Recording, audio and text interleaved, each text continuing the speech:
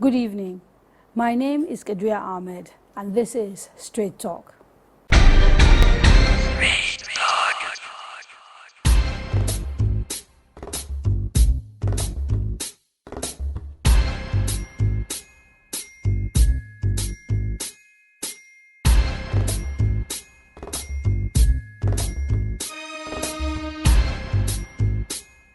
My guest today is a lawyer who is also actively engaged in politics.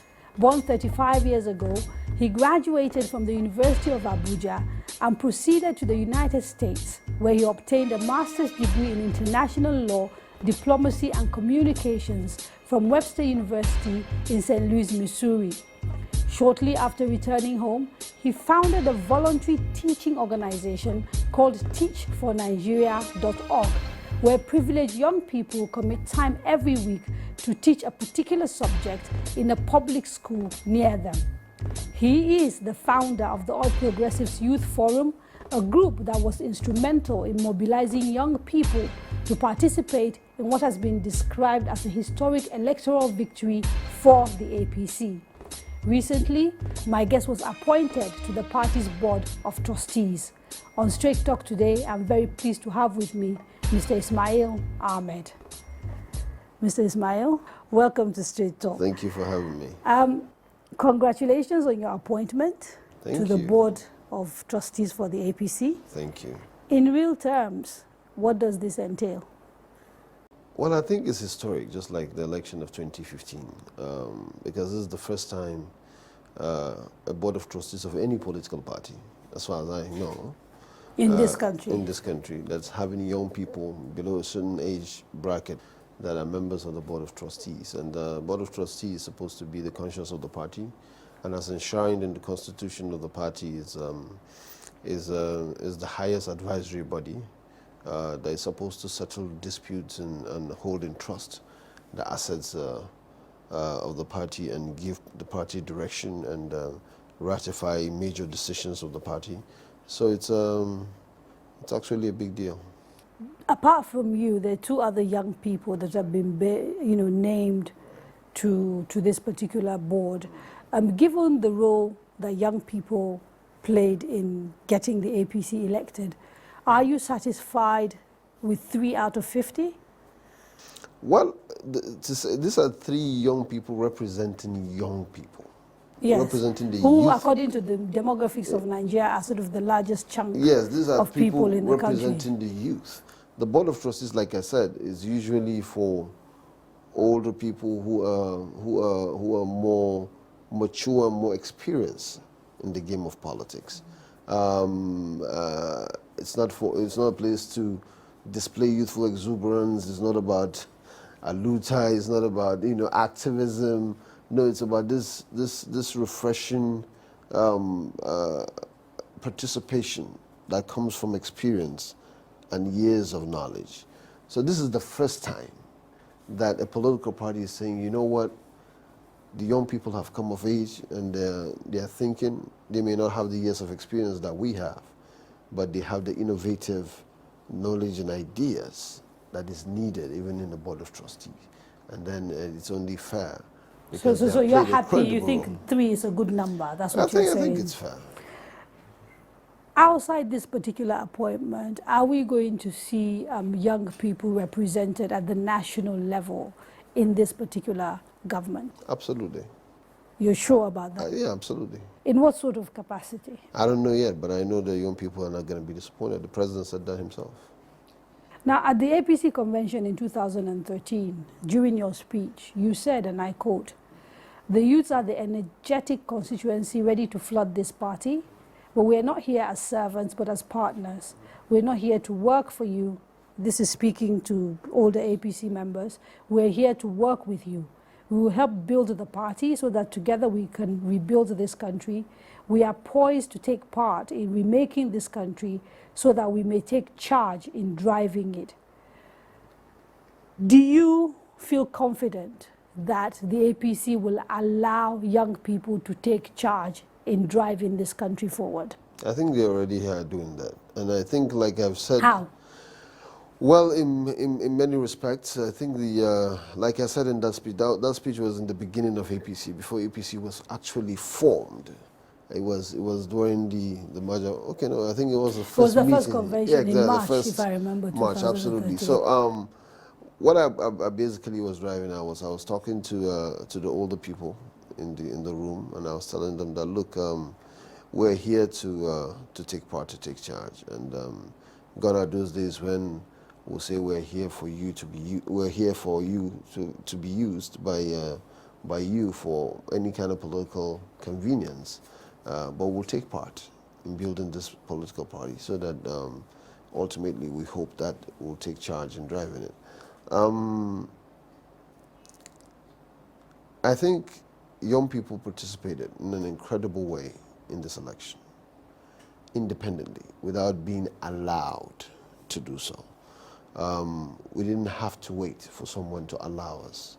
We have the numbers, we have the energy, we have the talent, and we had the time, and we had the motivation. So all we needed to do was pool all those resources together and then push in. Once you push in, then space is automatically created for you. Now, young people are driving a campaign for transparency and accountability in the National Assembly. The group Budget It, as well as hashtag, Open NAS, have all been used on social media in an effort, and Undress NAS, in an effort to encourage a National Assembly that is open and transparent and accountable. Are you in support of this campaign? Absolutely, absolutely. So how come the APC-led assembly, your party, seems to be resisting it? Is it? Yes, it is. I don't think so. I don't know about Well, that. at the moment, for example, they're using public resources to resist, an application by Budget It to explain how they spend their money. They're actually actively resisting that particular call.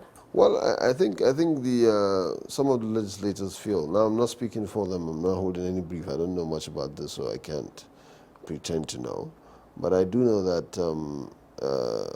APC as a political party is in support of transparency and accountability in every sector and every aspect of government, be it the executive, the judiciary, or the legislature. I know the APC as a political party. APC is not a person. APC is a collection. That's what I'm saying. Of different APC people. as a political and at party. the moment, a National Assembly that is, predominantly APC, is prosecuting a case against Budget It, who have said, can you please just tell us how you spend the money that you are allocated?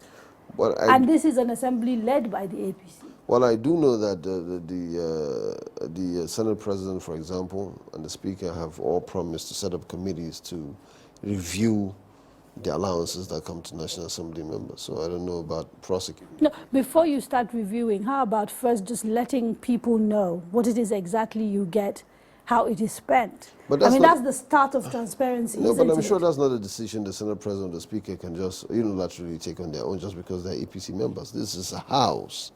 It's an institution in its own that has to go through the normal due process before that can be done. The leadership, they are presiding officers, they are not rulers. They can't just decide to do what the rest of the members... Let me say again what has happened. Budget It, the non-governmental organization which is working to make sure that there's transparency in the way budgets are spent, has put in an application for the National Assembly to disclose in full its budget, including line items of how it spends money that is essentially public money. It has said no, and what Budget It has done is that it's challenging this in court. And the National Assembly, under the leadership of the APC, is using public funds to prosecute and defend this case. I don't know when all this happened. Because the National Assembly led by APC just came on board, about a month ago? Not even up to a month ago, I think about 2-3 years ago. So I don't know when all this going to court and not going to court, when they instituted a case, filing a counter application against the application of Budget It. I don't know when it happened. The only thing I do know for a fact is that APC as a political party supports transparency and accountability and encourages its own members to do the same. The most important thing is that we have remained consistent that we support transparency and accountability in every sector of the government. And in that your has view, not saying changed. it is enough? What else are we supposed to do? Well, aren't you supposed to take practical things like talking to your members to make sure that they That's why they're setting up committees to review the process. That's why they're setting up committees to review the allowances going to the National Assembly. To look at it and then to be able to explain to Nigerians clearly, okay, this amount of money we're getting, this is exactly what we're doing with it. If it's still too much, and we think it's too much, it's unreasonable, okay, then we cut it down. Then we review it. There's a committee that's working in the National Assembly for that. And this is the first time a committee has been set up. The president didn't require a committee to decide that he's going to take a 50% pay cut. Yeah, because he just looked at the situation of the country. Because the president is an individual and he can speak for himself. The vice president did the same. Yes, those are people that can speak for themselves. We've seen a handful of governors do the same. Those are people that can speak for themselves. They're all in the executive. Why can't APC members in the House take a decision that we personally are going to follow the example set by our president and take a 50% pay cut? We cannot. Given the state of the country. You see, that's a voluntary action. That's a voluntary action. Nobody forced any of these public officials to do that. Well, now, I'm glad. Nigerians are saying it's the right thing to do, given the difficulties I'm glad that now, the country is facing. I'm glad now that most of the governors that are cutting their salaries in half, and the president and vice president that are cutting their salaries in half, are all products of APC. Now, the senators, maybe after reviewing, they may want to do the same thing. They may attempt to do it. That's entirely their prerogative. We're not going to change them. What we need to do, and I think what we need to focus on, is exactly not all this cutting salaries by half. As much as that is good, and for the austerity measures that this country is going into, I think it's commendable. I think the president necessary, perhaps. I don't know about necessary, but I think it's commendable. Necessary. I don't know what 50% cut in a salary. But surely when you're when you're facing austerity measures, every little helps. Okay, fine. Then that's fine. You know, but let it be reviewed. I think the National Assembly want to do it institutionally, because it's an institution rather than just one person, a president or a speaker. No, it's about the whole of the institution. The speaker on his own can say, I'm slashing my own salaries. He can say the same thing for 359 other members. He can do that, for example. You know, the Senate president can say, I'm slashing my own salary by half. He can say that for the rest of 108 members. So it has to be done institutionally so that it will make sense to them. Now, the president or governors could do that, and then it will make a whole lot of sense because those are individuals in an executive position. But what I'm happy about is that all these people that are slashing down their salaries and allowances are all products of APC. Let us take a break. When we return, we speak about the crisis within the APC. Don't go away.